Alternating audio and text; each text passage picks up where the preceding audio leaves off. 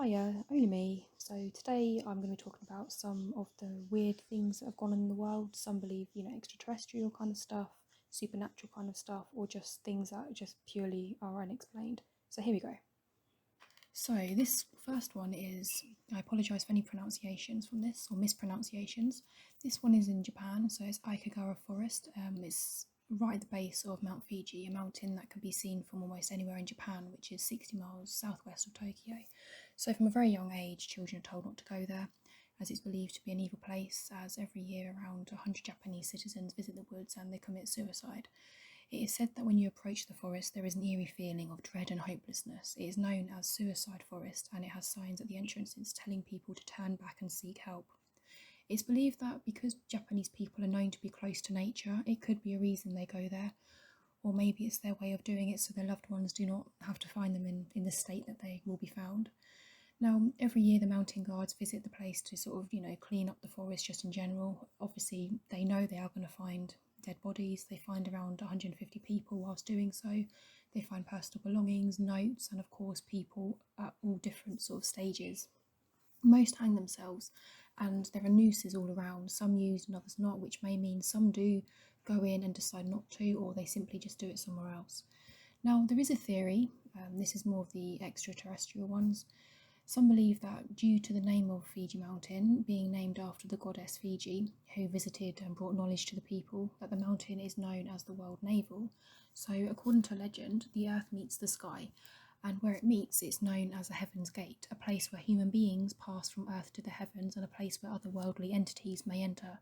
So they may believe that they will release themselves into the heavens. Now, similar to the Bermuda Triangle, it contains high levels of electromagnetic energy, and there has been apparent sightings of extraterrestrial activity around Mount Fiji, which adds to the theory of the opening.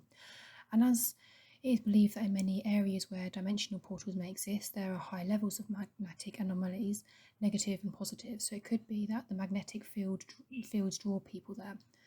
Nobody really knows, of course, but one thing that is apparent that it is a very sad thing, and it's not somewhere that people would go intentionally to sort of just go for a walk, because it's known as some suicide forest. Now, this is another strange one. Strange story of some mountaineers that were hiking in Colette Circle. So in February 1959, 9 mountaineers climbed Colette Circle in Russia, which in local language means do not go there. 3 were experienced engineers and 6 were students. They were described as strong, experienced and determined people, and I imagine there's truth in that due to, the conditions out there. Not just anybody would attempt it. So on the 4th night, bad weather had forced them to camp in an area which was translated to the Mountain of the Dead. It was cold, it had freezing winds, and hardly any living things were said to live there. 10 days later, they had not arrived at the destination. Now, a search was conducted by the military, and their belongings were found. One of the tents was damaged from the inside, as if somebody had cut it open trying to escape. Further down the tracks, they found them at the edge of the forest dead. Mutilated, in fact. One of the strange things was that there were no other tracks in the snow which could explain what they were running from or who or what did it. It is said that they died of hypothermia, but the chief investigator refused to sign off the report and actually resigned from the inquiry, which another person was removed shortly after from the inquiry. It's believed that the authorities did whatever they could to cover it up, and it was basically forbidden to talk about it in any kind of questionable way. They were buried in zinc coffins and they were covered up so nobody could see them. But obviously there was enough people who had seen them during the investigation, and what they had gone through. Strange things were said to have been wrong with the corpses. Again, they were completely mutilated. There were strange sort of things with them, and the sort of circumstances around it didn't add up. It's actually known now as a murder case. Some people believe that they were killed by an unknown force. Years later, members of the search party spoke out, and it was said that strange orange spheres were seen floating in the sky by local people that night. But in fact, local people speak of the orange spheres in the sky as quite a regular occurrence, so it could have really just been a coincidence that they were out that night as well. The local people, they just say that they leave the spheres alone. They are known to them, so they leave them alone and hope that the unknown source leaves them alone. So it's believed that the hikers may have been entering where they were not wanted, and they may be seen as a threat to that unknown existence, whereas the local people sort of just stay away. Now, according to the local Mansi people, which were the local people I've been referring to, The Mountain of the Dead, where the mountaineers were killed, was named after another incident. Story has it that 9 Munsee men were found there after seeking salvation from a flood. Coincidental that there is also a group of 9, but the fact that it was named after that incident is very strange. So this one is in Cooktown, northeast Queensland, Australia, a back mountain nearly 1,400 feet high. Kalkajaka, known as Mountain of Death, is a place where children again are told from a very young age do not go there because whoever enters never come out, they don't return. It's said to be the most fearful place in North Australia. Many people have disappeared as if swallowed by the earth. The first documented disappearance involved a European settler in 1877, a stockman searching near the mountains for a bull. It's said that the horses and cattle also disappear into it. Now, pilots that fly over have reported strange occurrences. There are magnetic problems, loud noises, and apparently moaning sounds.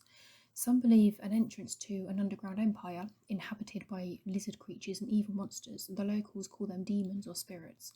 Now, it's believed that the rainbow serpent that lives there is the creator of and giver of the Aboriginals, but also a punisher to those who step out of line, and it swallows them up and is capable of bringing chaos and destruction if disturbed. Those who do visit are giving a warming to visit the local area around there, not the actual mountain itself.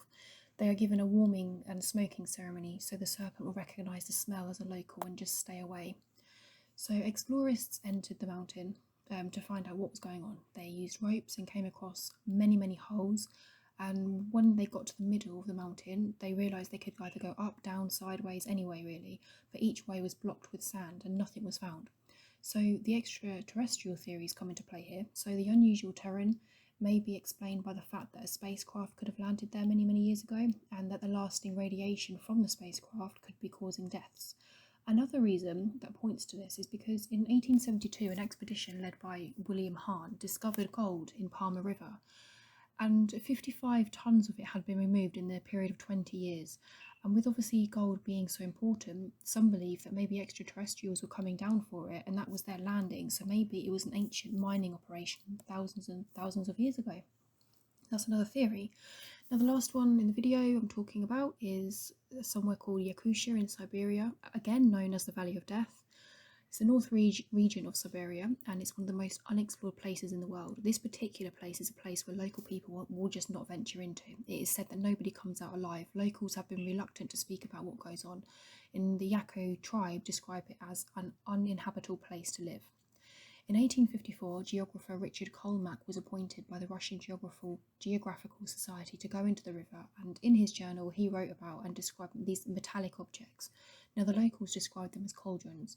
The cauldrons were confirmed on 3 separate occasions. In fact, there was a total of 7 that had been sort of written about and brought up in stories among the years. They're about 30 feet in diameter with odd vegetation growing around them. Now, scientists, scientists sort of travelled there to explore, and when travelling in the sky, they noticed that there was this circular pattern in like this marsh. Now, they got down and went on foot and found it. Although it was covered in water, they could feel metal. They found more. It's believed that the cauldrons have sunk into the earth. Now, the expedition had to stop as the team started to get really strange symptoms, the same as what legends had written about. They had loss of balance, fever, sickness. On returning home, doctors couldn't find a reason for the illness, and, they all got better. Some were lasting effects, actually. Now, local Yakutia legends speak that they are part of a powerful weapon left behind after a battle between 2 demons, a battle between forest demons called Nirajan Botta and Tom DeLay. It said fireballs came from the earth, horrible sounds were described, upside down trees and smashed rocks were just completely left. Now, the locals found vertical structures that eventually sunk into the ground.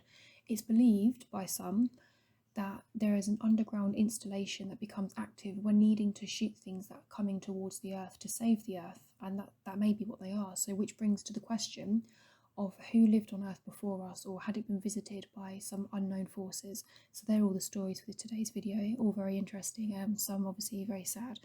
Thanks for watching, and I'll see you again next time maybe. Bye.